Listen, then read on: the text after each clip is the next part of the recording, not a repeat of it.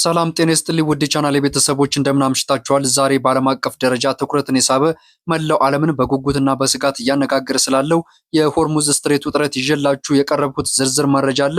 በቅድሚያም የቻናሌ ቤተሰቦች ያልሆናችሁ ቻናሌን ሰብስክራይብ በማድረግ እንዲሁም ላይክ እና ሼር በማድረግ የደወል ምልክቷን በመጫን ደግሞ መረጃ ቶሎ ቶሎ እንዲደርሳችሁ አድርጉ። ወደ ዝርዝር መረጃው ከመሄዳችን በፊት አርዕስተ ዜናዎችን ወደ እናንተ አቀርባለሁ። ፕሬዝዳንት ትራምፕ በትሩዝ ሶሻል ሚዲያቸው ላይ ባስተላለፉት መልእክት የሆርሙዝ ስትሬት ለሁሉም ክፍት መሆን አለበት፣ ነገር ግን ከኢራን ጋር በተያያዘ አዲስ እገዳ መጀመራቸውን አስታውቀው አሜሪካ ራሷን የሆርሙዝ ስትሬት ጠባቂ ወይም ዘ ጋርድ ኦፍ ዘ ሆርሙዝ ስትሬት ብላ የሰየመች ሲሆን የጸጥታ ዋስትና በመስጠትም በምትኩ በሁሉም የጭነት ዕቃዎች ላይ 20 በመቶ ቀረጥ እንደምትሰበስብ አድርጋለች። ይህ በእንዲህ እንዳለ የኢራን አጸፋዊ ማስጠንቀቂያም በአንጻሩ ኢራን ካታም አሊ አንቢያ ማዕከል እዝ እንደተናገረው የአሜሪካን ድርጊት ጥቃት እንዲሁም የቀጠናውን የሰላም አደጋ ላይ የሚጥል ሲል አውግዞታል። ኢራን በግልጽ እንደገለጸችውም የአሜሪካ ጣልቃ ገብነት ከቀጠለና የክልሉ ሀገራት ለአሜሪካ ድጋፍ ካደረጉ የጦርነቱ ነበልባል መላው ቀጠና እንደሚያደርስ አስጠንቅቅ ማንኛውም ለአሜሪካ የሚደረግ ድጋፍ በኢራን ሉዓላዊነት ላይ እንደተፈጸመ ጦርነት እንደሚቆጠርም ተመልክቷል ሲሉ ገልጸዋል።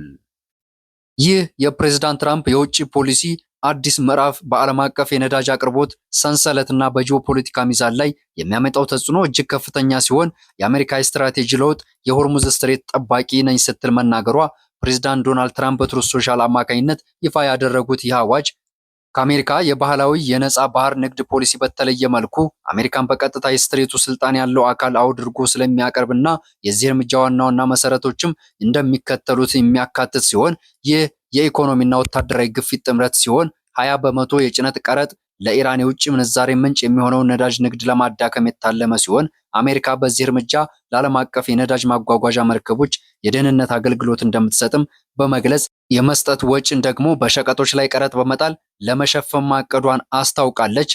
ይህ ትራምፕ የሆርሙዝ ስትሬት ክፍት ነው ሲሉ ክፍተትነትን ለዓለም አቀፍ ንግድ እንጂ ለኢራን ወይም ከኢራን ጋር ለሚነገዱ አካላት አይደለም። ይህ ማለት ኢራን ከማንኛውም የባህር ንግድ እንቅስቃሴ እንድትገለል በማድረግ ሀገሪቱ በኢኮኖሚ ማነቆ ውስጥ ለማስገባት የተዘጋጀ ስልታዊ እገዳ ነው ሲሉም ይህ በእንዲህ እንዳለ የግዛትና የዓለም አቀፍ ሕግን ትርጉም አሜሪካ ራሷ የሆርሙዝ ስትሬት ጠባቂ ብላ መሾሟ ቀደም ሲል ከነበረው የጋራ የባህር ደህንነት ጥበቃ ወደ አሜሪካን ማዕከል ያደረገ የኃይል አሰላለፍ መሸጋገሯን ያሳያል ተብሏል። ይህ ደግሞ በባህር ሕግና በሉዓላዊነት ዙሪያ ላይ በዓለም አቀፍ መድረክ ከፍተኛ የሕግ ክርክሮችን ሊያነሳ ያስችላል ሲባልም ይህ እርምጃ ለምን ወሳኝ ሆነ ካላችሁ የነዳጅ ዋጋ ንረትን ብንመለከት የሆርሙዝ ስትሬት በየቀኑ በሚሊዮን የሚቆጠር በርሜል ነዳጅ የሚያልፍበት የዓለም የደም ስር ሲሆን በጭነት ላይ የሚጣለው 20 በመቶ ቀረጥ በነዳጅ ዋጋ ላይ ከፍተኛ የዋጋ ግሽበትን ሊያስከትል ሲችል የቀጠናው አለመረጋጋት ሁለተኛው ጉዳይ ሲሆን የአሜሪካ የባህር ኃይል በቀጠና ስትሬቱን ቁጥጥር መውሰዷ በኢራን የባህር ኃይልና በአሜሪካ መካከል የቀጥተኛ ግጭት መፍጠር እድሉን በእጥፍ ይጨምራል ሲባል፣ በሌላ በኩል የአጋር ሀገራት ፈተና ሲሆን በባህረ ሰላጤው የሚገኙ የአሜሪካ ወዳጅ ሀገራት በአንድ በኩል የአሜሪካን ጥበቃ የሚፈልጉ ቢሆንም በሌላ በኩል ከኢራን ጋር ያላቸው የድንበር ቅርበት እና የንግድ ግንኙነት ለማስቀጠል ከፍተኛ ዲፕሎማሲያዊ ውጥረት ውስጥ ያስገባቸዋል ሲባል ፕሬዝዳንቱ ታዲያ ሂደቱን ወዲያውኑ ይጀምራል ማለታቸውም አሜሪካ በቃል አጋኖ መልክ ወሰደችው እርምጃ በቅርብ ቀናት ውስጥ በባህር ላይ ያለውን ወታደራዊ እንቅስቃሴ በከፍተኛ ደረጃ እንደሚቀይረው አመላካች ሲሆን ይህ በእንዲህ እንዳለ የኢራን ማስጠንቀቂያ ከወትሮ በተለየ መልኩ እጅግ ጠንካራና ቀጥተኛ የሆነ ወታደራዊ መልእክትም ካታም አልአንቢያን ማዕከላዊ እዝ የኢራን ጦር ኃይሎች አስተባባሪ በመሆኑ ይህ መግለጫ ዝም ብሎ እንደ ዲፕሎማሲያዊ ንግግር ሳይሆን እንደ ወታደራዊ ዝግጁነት መታየት አለበት ሲሉም ተጠቁሟል።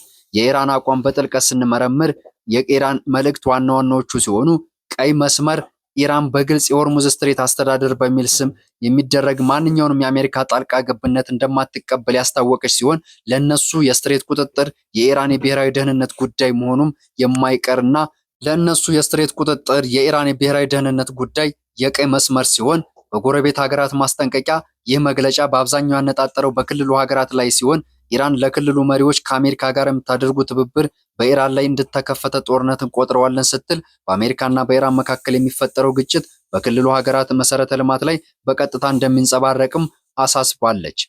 የጦርነቱ ሰፊ ስፋት ኢራን የጦርነቱን ነበልባል መላው ቀጠናን ያዳርሳል ስትል በቀጥታ በአሜሪካ ላይ ብቻ ሳይሆን የአሜሪካ መርከቦች በሚተላለፉትና የአሜሪካን ወታደራዊ ሰፈሮች ባሉበት ቀጠና ሁሉ ላይ ጥቃት እንደሚሰነዘርም ገልጻለች።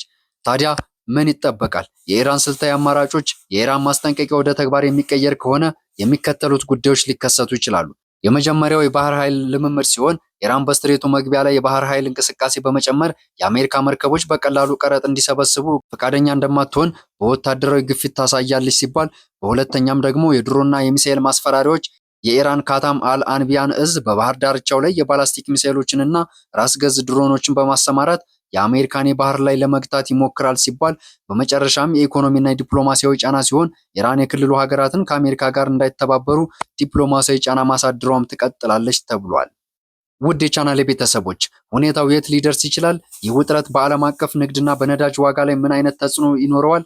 የእርስዎ አስተያየት ምንድን ነው? ከታች በኮሜንት ላይ ያጋሩኝ። በየሰዓቱና በየጊዜው ወቅታዊ መረጃ እንዲደርሱት የባህረ ኒውስን ቻናል ሰብስክራይብ በማድረግ እንዲሁም የደውል ምልክቷን ይጫኑ። ላይክ እና ሼር በማድረግ ደግሞ ለብዙዎች እንዲደርስ አድርጉ። ስለተከታተላችሁኝ አመሰግናለሁ። መልካም ጊዜ